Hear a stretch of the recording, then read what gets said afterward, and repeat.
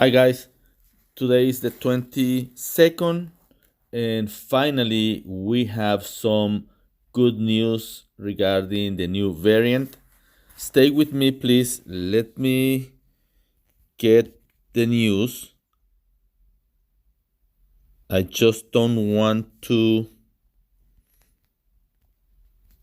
I want to read it. And this is coming from the United Kingdom. This is just a news release. And I'm just going to read it instead of paraphrase it, because I want to make sure we understand what's going on. Okay, so the news reads like this. Omicron cases seem less severe compared with previous variant, new studies suggest. But experts warned that hospitals could still be flooded. The research conducted in Britain and released today, Wednesday, indicated that Omicron is less likely to put people in hospitals. What you've heard is a qualified good news story. Dr. Jim McMinam, Incident Director for COVID-19 at Public Health Scotland, said at a news briefing at which he and his colleagues presented data gleaned from Scottish hospitals. While the results are heartening, Dr. McMinam and other experts still warned that hospitals could be flooded with Omicron cases because the variant transmits so much more than previous one. That's what's happening. That's the good news that we got, like they are saying. And this is just a preliminary, but these are good news, guys. However, let me talk about what's going on, at least here in Canada, and I think it's going across the globe. I was talking to somebody in El Salvador, and everybody's panicking over there. Hospitals are pretty much maxed up, and they don't know what they're going to do. But I'm going to go through what's going on in Canada across some provinces regarding the Omicron. And this news, it's from CBC News. Stay with me, guys. I just don't want to paraphrase it. Here we go. It says, the most accurate measure of how Omicron spreads may be in how many are hospitalized. Some doctors are saying that the focus should be on hospitalization rates right now. As demand drastically increases for COVID-19 testing across the country, we're talking about Canada right now, experts says it will quickly become harder to get an exact picture of Omicron cases count in Canada. And that means health authorities are likely soon going to have to rely more on hospitalizations numbers as the main indicator of the extent of the impact of the new variant. Okay, listen to this, okay? Please listen. This is what a doctor says from Ottawa.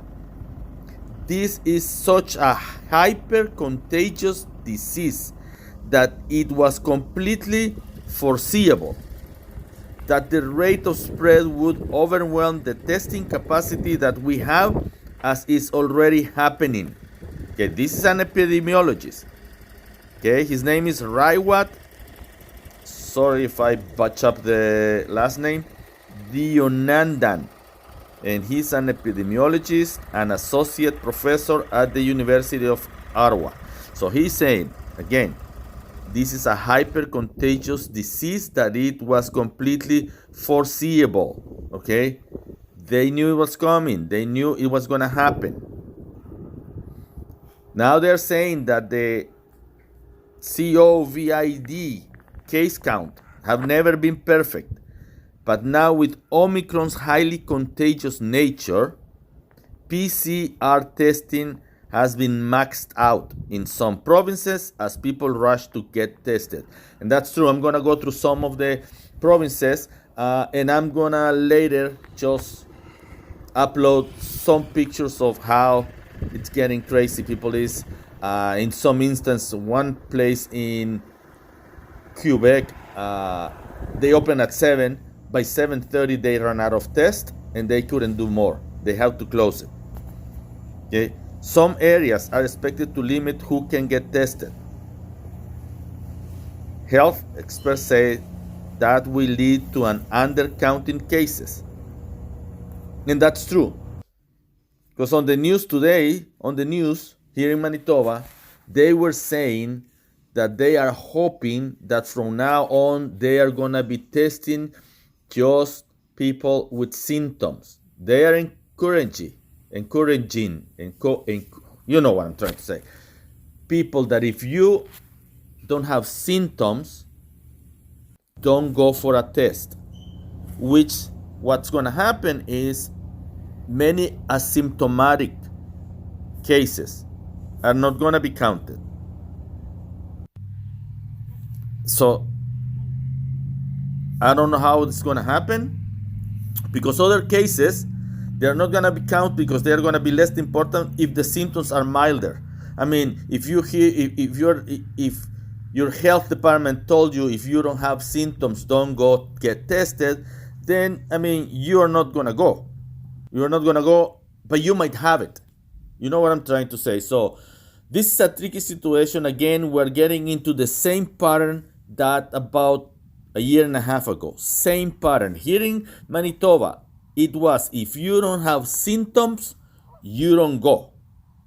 If you have symptoms, you go get tested. That's one. Two, about the same March 2020. Not only you go if you have symptoms, but then the results, either positive or negative, were taken 3 days. Now they're taking 5 days. I know of a person that went Saturday to get tested, and even though he tested positive, it was until yesterday that she has the results. Her daughter went today to get tested, and they told her that it's going to take 5 days for the result. So now we're seeing all these situations mirroring what happened March 2020. You gotta remember, guys, that many hospitals are just trying to recover from the last wave, the Delta wave. Okay, they are not fully recovered. Our medical staff, and it's not just here in Winnipeg, it's in Manitoba, it's across Canada, it's across the globe. They are totally burnt out. So even a small increase in hospitalizations due to this Omicron variant is going to be challenging. It's going to be challenging, and it's going to put a test on the health system. So I don't know what to say, guys. The only thing, oh, wait, there is more. Remember that I told you I was at Costco yesterday, and the mask, 3-layer masks, were totally gone. Well, today I went on their website, and I'm talking about Canada. I don't know the States.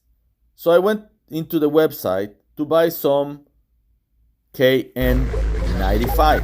That's what I was buying them, because it was a cheaper price comparing to other places. They're out of stock. They don't even have them advertised on their website. So I went to another supplier. Same thing.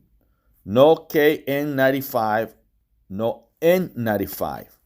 Finally, I got a Canadian supplier. They are manufacturing N95 here in Canada. You have to place the order because 28th of December, it's the deadline. If you don't place your order, you're not going to be able to get it. I'm gonna try to find out the name, and I'm gonna label it on the video, the website, the name of the company, and if you are in Canada or in the States, please go and buy them. I'm not getting paid by them. This is not an advertisement or anything like that. We are just, as a group, trying to help everybody that is trying to survive this. We don't know what the future is going to hold for us. All we know is governments are losing control, and they don't like to lose control on its population. That we know for a fact, guys. And we need to be prepared. And we need to prepare our loved ones. And we know that these are days that I think not even our parents, grandparents lived. Sure, they lived wars, others lived famines, Great Depression, pandemics, but not all of those at the same time. It's scary, guys. For a 60-year-old guy that has been prepping for the last 41 years, this is a scary situation. And I am as ready as I could be if any of those circumstances arise. But still, it's scary, guys. Please take care of yourselves, take care of your family, take care of your loved ones, share with them, not on a pessimistic way, but share with them what's going on, the truth. Remember, for every mile of road, there are 2 miles of ditch. The truth lies in the road. You're going to find on one side of the ditch an extreme position, and you're going to find on the other side of the ditch another extreme position. Okay? But in the middle lies the truth. It's your homework and responsibility to go look at different sources and come to your own conclusion and go from them. Guys, God bless. See you on the next one.